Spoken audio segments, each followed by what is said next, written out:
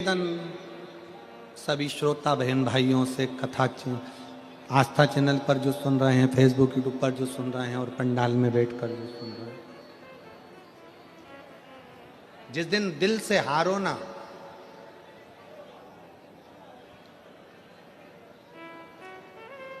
थोड़ी तकलीफों में अगर घिर जाओ, तकलीफें आ जाए, कष्ट आ जाए, तकलीफें जिस दिन तुम्हारे भीतर बहुत ज्यादा मात्रा में आ जाए, उस दिन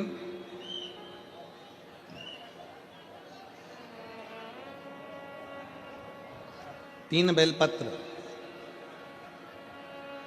एक बेलपत्र में पीला चंदन, बीच वाली पत्ती। जिस दिन तुम्हें लगे कि मैं बहुत दुखी चल रही हूं और मेरा काम हो ही नहीं रहा, बहुत तकलीफ की जिंदगी चल रही है, कोई हाथ पकड़ने वाला नहीं है, कोई संभालने वाला नहीं है और बहुत तकलीफ हो गई, बहुत तकलीफ। उस समय पर एक बेलपत्री के बीच वाली पत्ती पर पीला चंदन, दूसरी पत्ती पर लाल चंदन और तीसरी पत्ती पर 11 चावल गीले, पानी में उसको थोड़ा सा भिगो लें या धो लें, 11 चावल गीले शिव जी की उस पत्ती पर रखें। सबसे पहला पीला चंदन का बेलपत्र, दूसरे नंबर पर लाल चंदन का बेलपत्र, तीसरे नंबर पर जो 11 चावल आपने धोकर रखे हैं वो हाथ की हथेली में रखना है और हाथ की हथेली में रखकर अपनी कामना कर कर भगवान शंकर से विनय कर कर पंचाक्षर मंत्र नमः शिवाय या षडाक्षर मंत्र ओम नमः शिवाय या श्री शिवाय नमस्तुभ्यम बोलकर उस बेलपत्र पर सीधे हाथ में रखकर उल्टे हाथ का स्पर्श कर कर बाबा से अपने मन के भाव कहकर शंकर के शिवलिंग पर उसे समर्पित कर दीजिए। एक ही लोटा जल, जहां से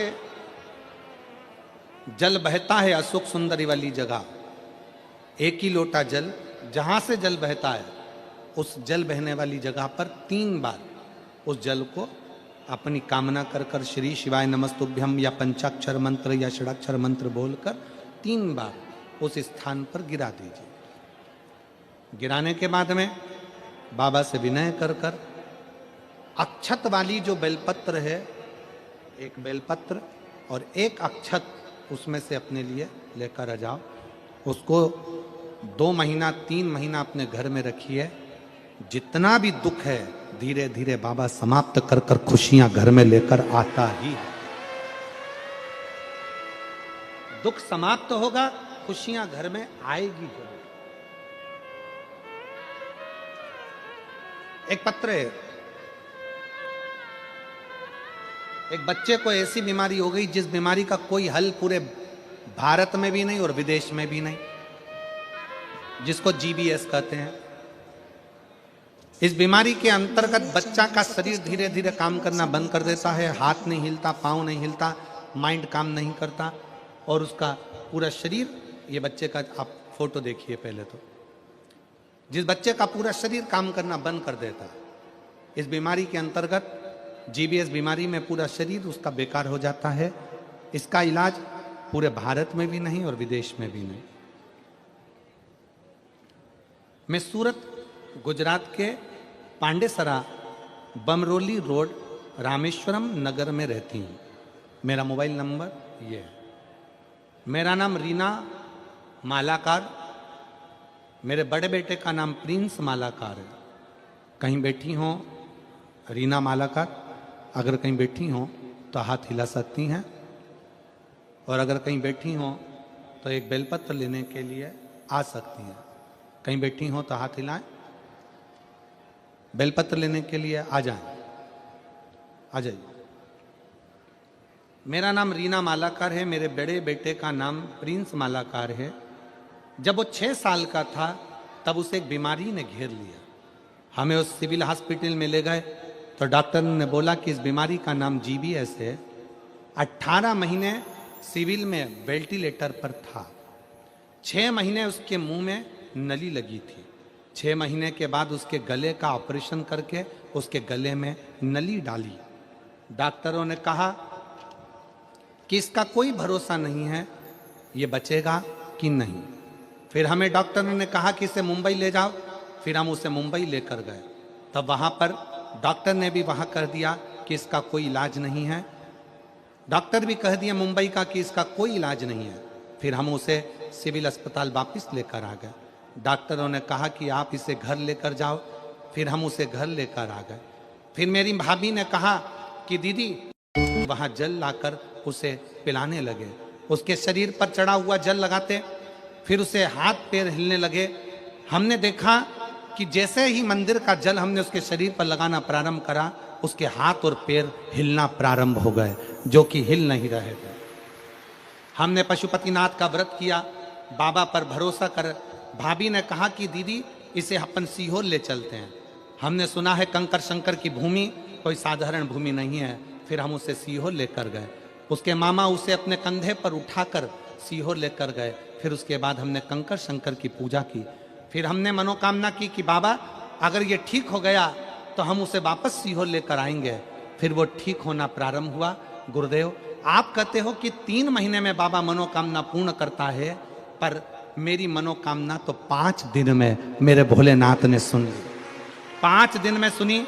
फिर वो खुद चलकर सीहोर आया और बाबा की ऐसी कृपा हुई कि उसका शरीर काम करने लगा। जो बीमारी में कभी काम नहीं कर सकता था, बाबा की कृपा से चलकर सीहोर गया। मैं सुनील भाई पाटिल, सम्राट भाई पाटिल को धन्यवाद देती हूं। उन्होंने हमको सूरत में कथा सुनने का मौका दिया। उनको साधुता देती हूं। शिव तत्व है। इस बीमारी का इलाज कहीं नहीं है। आजा बोलो। इस बीमारी का इलाज कहीं नहीं है, किसी जगह।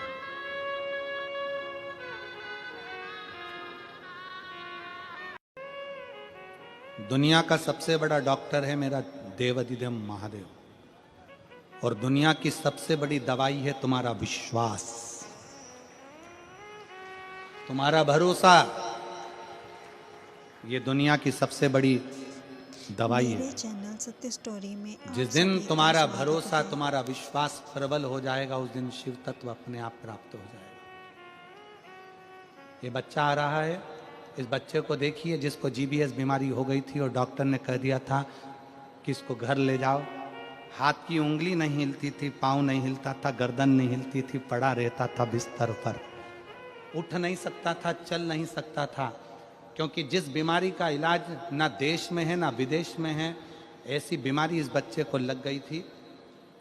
6 साल की उम्र में वो बीमारी लग गई थी, और 6 साल की उम्र में बीमारी लगी, वो हटते हटते सालों निकल गए पर ठीक नहीं हो पाया। शरीर और गलता गया, गलता गया, गलता गया। आखिरी में शरीर ने साथ छोड़ दिया। गले में नली डाली गई और उस नली से थोड़ा बहुत देते थे लिक्विड, और पड़ा रहता था पलंग पर, पड़ा रहता। शिव तत्व।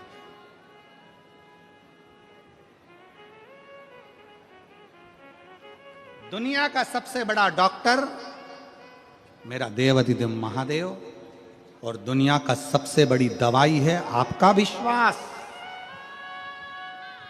आपका भरोसा, आपकी दृढ़ता।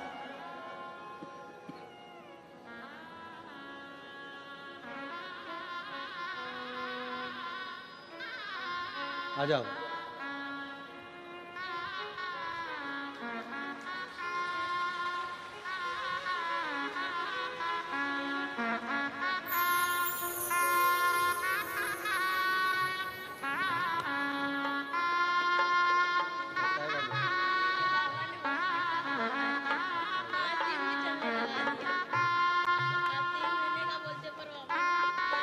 एक माइक दे, माइक दे उसको।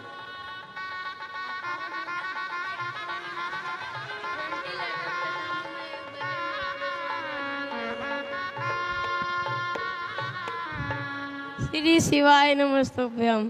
गुरुजी 3 महीने का बोलते हैं, पर मेरे को 5 दिन में मैं भोले बाबा ने मुझे चलने लगा दिया। बोले बहुत बहुत शुक्रिया।